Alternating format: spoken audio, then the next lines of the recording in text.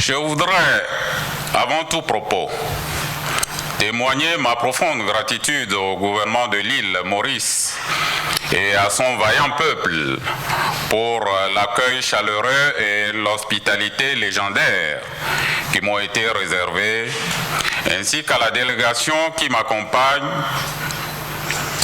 Je garderai un souvenir inoubliable de cette belle île qui a déjà inspiré le Togo dans les années 80, au moment où mon pays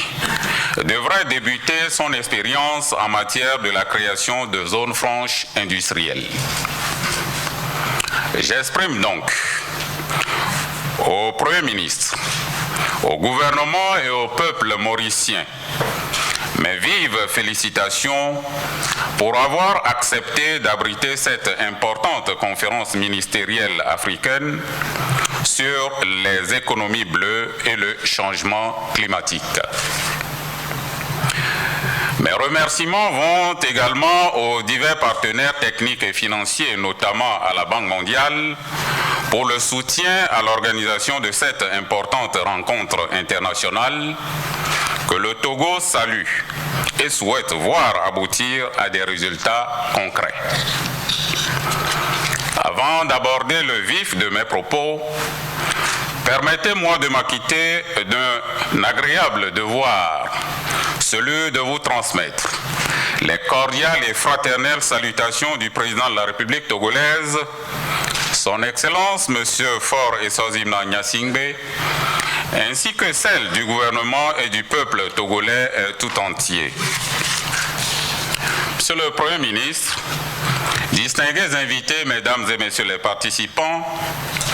les zones maritimes africaines sont très importantes et s'étendent, selon certaines estimations, sur plus de 13 millions de kilomètres carrés,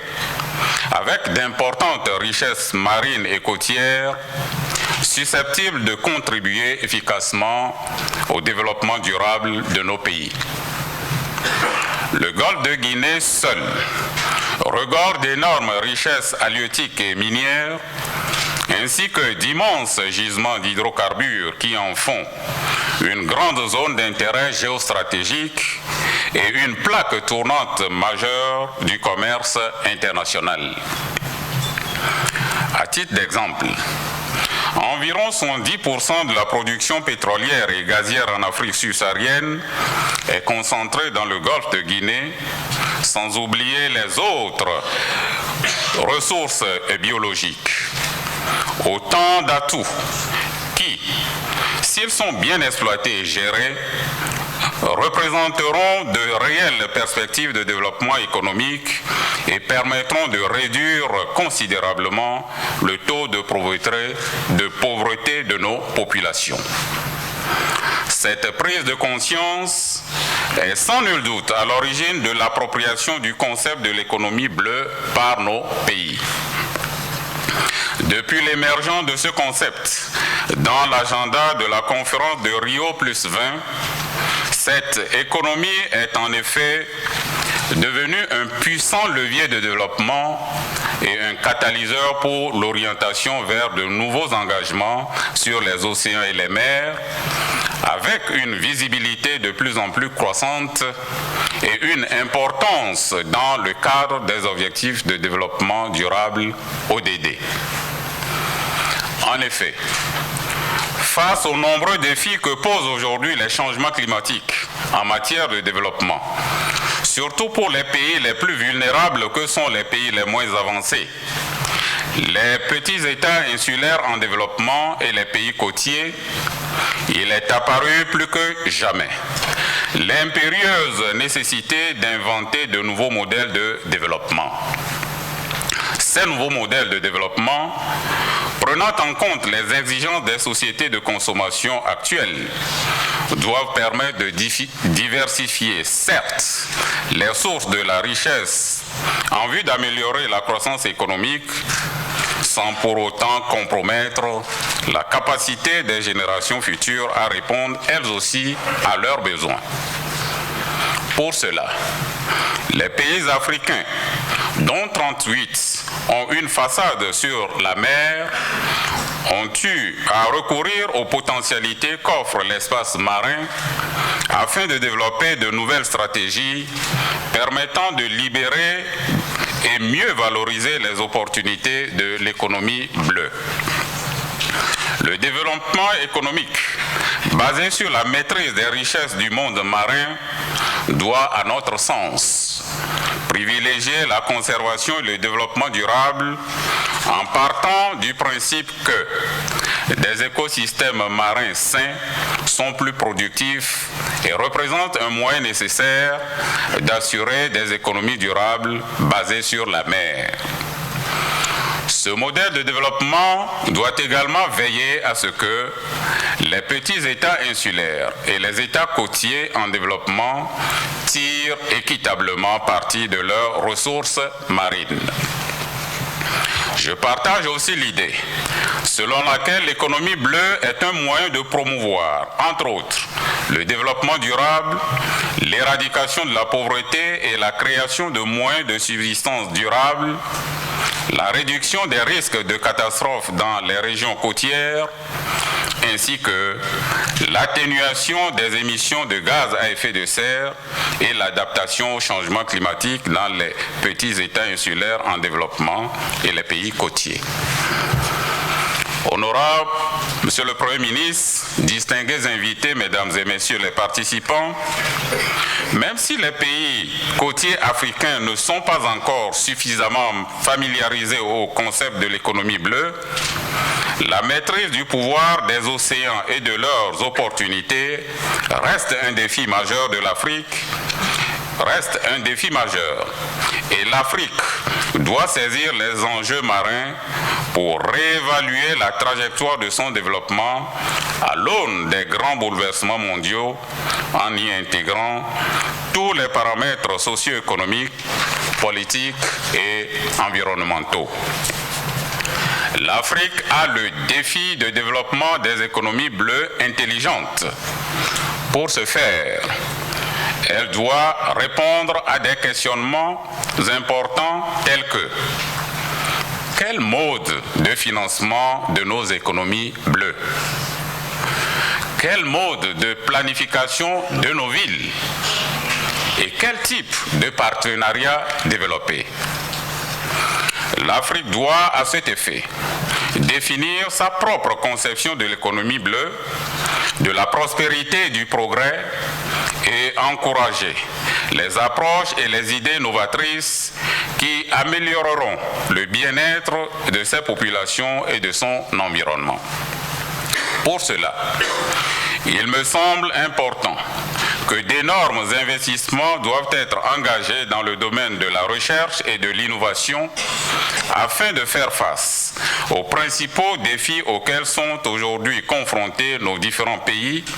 et de proposer des solutions idoines en vue de la création de nouvelles richesses dans les nouvelles filières qu'offre l'espace marin et ses nombreux écosystèmes.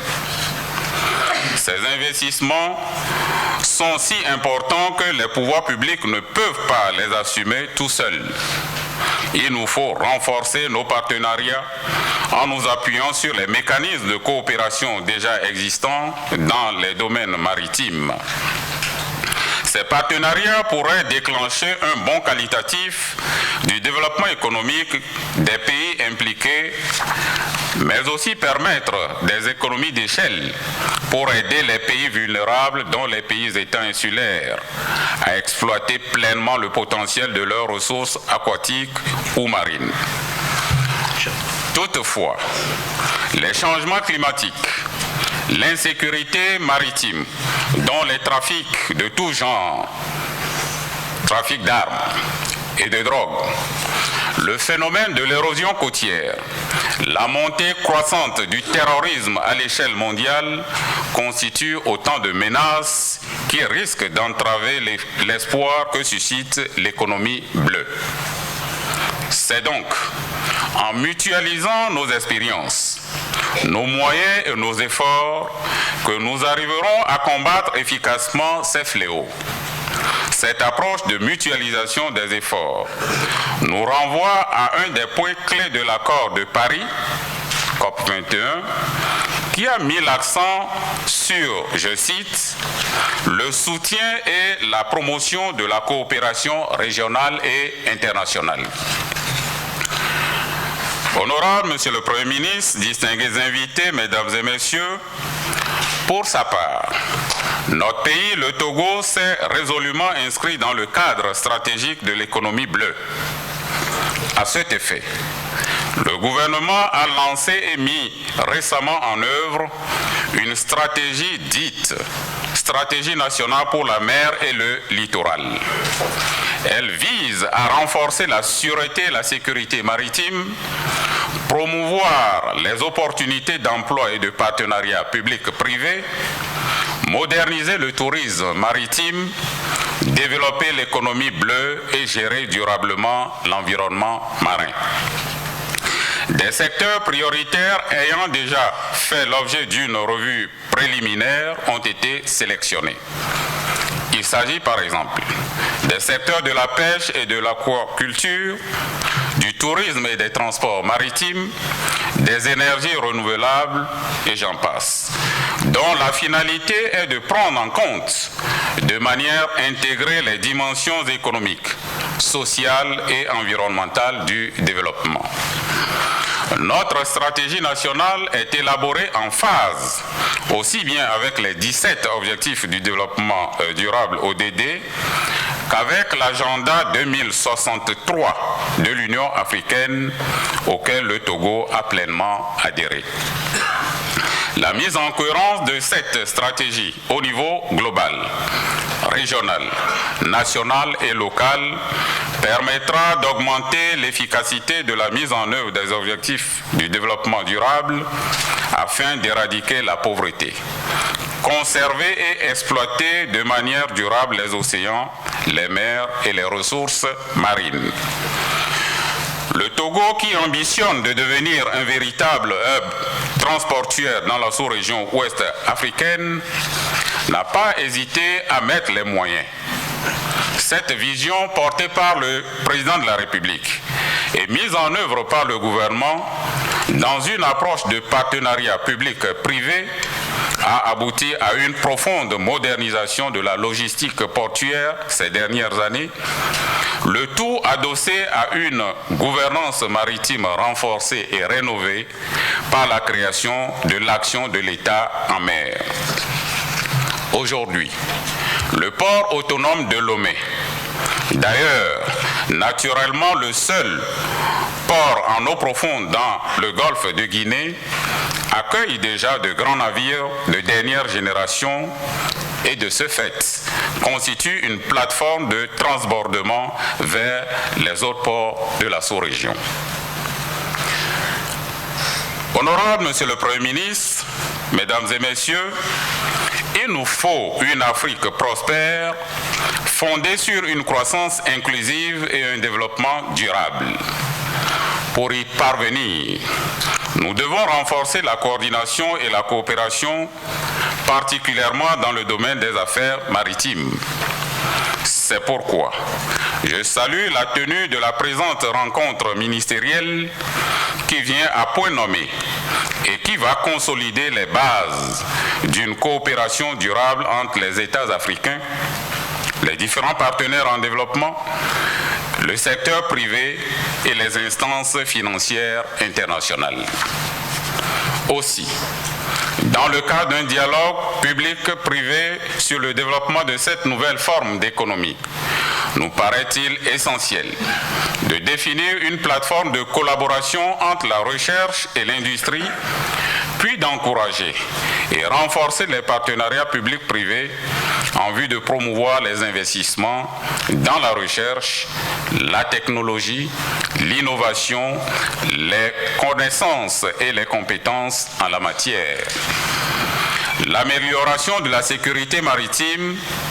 de la capacité de réaction face aux catastrophes d'origine humaine et naturelle et la prévention de la pollution par les navires sont autant de défis à relever dans le cadre de la coordination et de la coopération régionale et internationale. À ce sujet, nous pensons au Togo qu'un certain nombre d'impératifs doivent être levés notamment l'inscription de tous les actes dans un cadre juridique. Aussi, avons-nous voté des textes de loi, puis ratifié les conventions internationales liées à la mer et aux océans, comme venait de le souligner tout à l'heure le directeur général de la FAO. Excellences, Monsieur le Premier ministre, distingués invités, dans cette dynamique, et avant de conclure mes propos, je voudrais saisir l'opportunité que m'offre cette tribune pour vous annoncer la tenue à Lomé au Togo du 11 au 15 octobre prochain, le sommet extraordinaire des chefs d'État et de gouvernement de l'Union africaine sur le thème « La sûreté et la sécurité maritime et le développement en Afrique ». Ce sera l'occasion pour les États africains d'harmoniser et de pouvoir mettre collégialement en œuvre les dispositions à valeur juridique relatives à la lutte contre la piraterie maritime, la pêche illicite non déclarée et non réglementée et la pollution marine. Les préparatifs pour cet important événement sont fin prêts et nous espérons que l'Afrique va mutualiser ses efforts et ses compétences afin de parvenir à l'adoption de la charte dite charte de Lomé. Enfin, je souhaite vivement qu'à l'issue de la présente conférence qui se tient ici à l'île Maurice, que les délibérations de nos travaux puissent permettre de jeter les bases d'une coopération exemplaire, indispensable au développement de l'économie bleue pour le plus grand bien de nos populations. Et je vous remercie pour votre aimable attention.